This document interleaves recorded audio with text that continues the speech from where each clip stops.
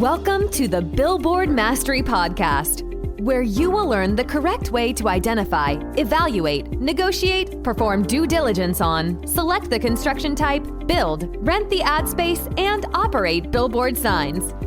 And now, here is your host, the guy that built from scratch the largest privately owned billboard company in Dallas-Fort Worth, Frank Rolfe. When is a billboard advertisement actually a liability? It's a great question because you as the sign owner are the gatekeeper of the content on that sign. And sometimes your choice can really hurt you badly if you don't really think about it. This is Frank Rolfe, the Billboard Mastery Podcast. We're going to be discussing this very unique issue, which is what kind of content is acceptable to go up on a sign. And what kind of content you put on that sign might have really, really grave misfortune for you going forward. I first ran into this issue many, many years ago. I had a billboard that was sitting around empty, and I had a call from someone who wanted to put an ad on it. Didn't think much about it. They seemed like an okay advertiser. It was a car dealership. Of course, the problem was my property owner was also a car dealership. So I agreed to put the ad on, and as soon as the ad went up, you can guess that the car dealer called me up and said, "What in the world are you doing? You can't put another car dealership ad up on my dealership." And I said, "Well, but it's not your brand. It's a different brand. You're a Ford dealer. It's a Chevrolet." And they said, "No, you idiot. It doesn't matter. They're trying to sell cars to the same customer.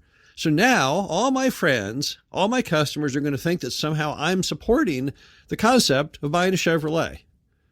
Well, that was a definite rookie error. So I thought, well, okay, memo to file, don't put up advertisers of the same industry on a sign of someone in that same industry. Okay, that's an easy one. And then, not long after that, I did it all over again. This time, though different.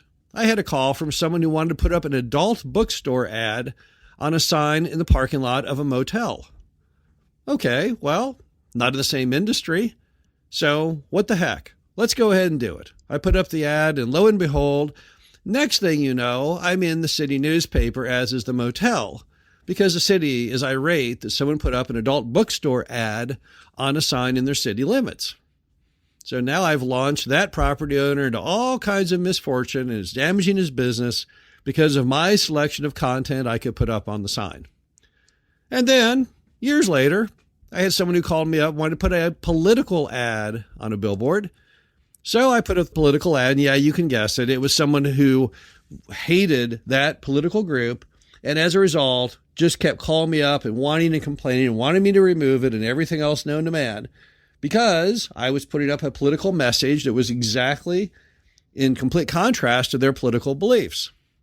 So I learned the hard way after that I wasn't going to be putting up any controversial ads or any ads that compete on signs because I saw what a problem that could become. So how do you then, if we assume there is content on signs that is objectionable, let's put that in a different category so we can stay out of trouble. Number one, political ads.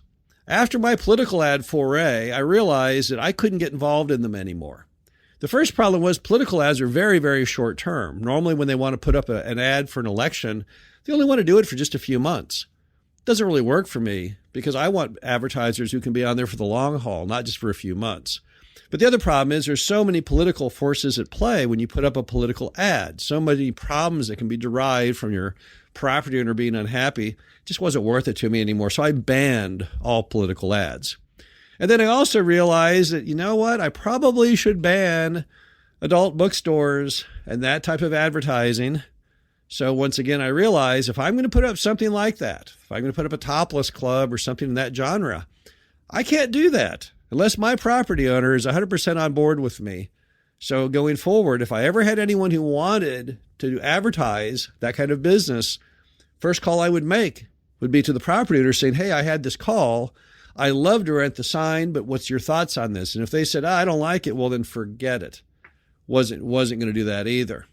As far as competitive advertising, well, that was just common sense, and I was stupid to do that in the first place. Clearly, you should not put up a billboard for McDonald's in the parking lot of a Burger King or vice versa.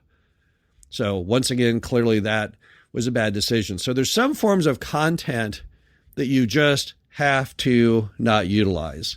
So that's the first takeaway is you just don't want to get involved in every ad out there. People will want to use your sign to promote what they want to promote, but there's some things you just shouldn't be promoting out there on a sign.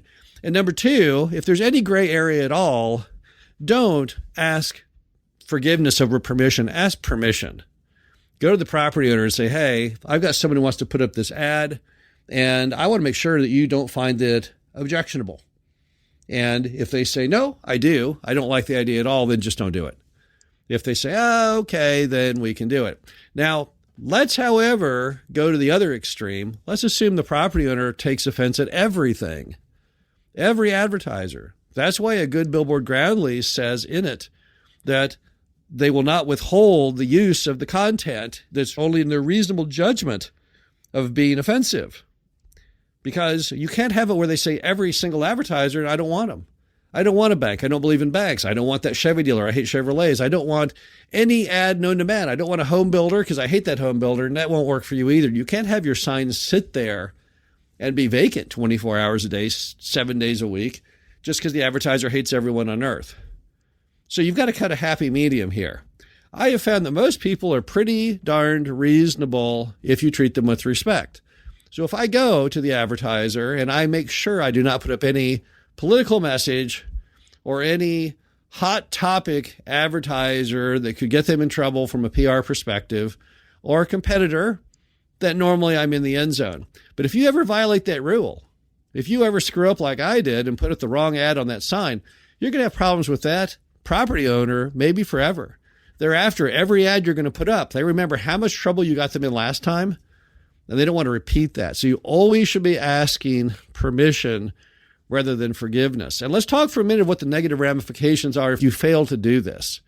If you just start popping up ads without thinking twice on what you're putting up there, here's what will happen. Property owner's going to hate you. When the property owner hates you, bad things happen. They happen right now as far as operations.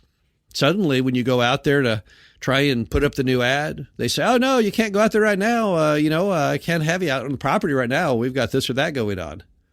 Right? Or they start harassing you. Oh, you put up that new ad on there, but on the way out, I think your truck hit one of our trees and broke a branch off, and I want you to now pay for a whole new tree or whatever the case may be.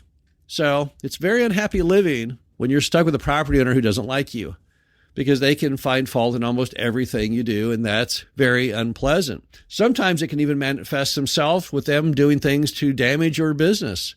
For example, putting up an American flag that kind of blocks your sign, planting a tree that kind of blocks your sign, not allowed under the lease, but now you're back in another fight with the property owner. So you don't want to do there. But the bigger one, more than things they will do to interrupt you on your regular day-to-day efforts, is the long-term damage. Because one day your billboard lease will come up for renewal, and you'll go to them and say, hey, I want to renew my billboard lease. And they'll say, there's no way I'm going to renew that billboard lease. Do you remember when you put up that ad that I hated 10 years ago? Ever since then, I vowed that when this sign lease came up, I'd never work with you again. So get rid of your sign. Or they may hardball you as far as how much money they want because, frankly, they don't like you anyway. So when you say, well, I can't do it at that price. If that's the price, I can't renew the sign. They're like, I don't care. Just take it down because I don't like you anyway. So from the long-term perspective of how long your sign even lasts, all of that can be set in motion. All those terrible things can be set in motion by the simple act of putting up an ad that they don't like. So what's the moral to all this? The moral to all this is you've got to think just like NBC or CBS. What kind of programming can you allow on your channel? And be very sensible and be a strong gatekeeper. Don't fall prey to weakness. Don't say, well, the sign's empty. I really want to get an advertiser. And yeah, I should not put up that ad because it's offensive, but gosh darn it, I want the money. Don't do it. It's not worth it long term. Yeah, okay, sure, maybe you're going to get a few $100s a month, but you're going to regret it. Those kind of decisions never work when you take short-term, immediate cash gain for the long term.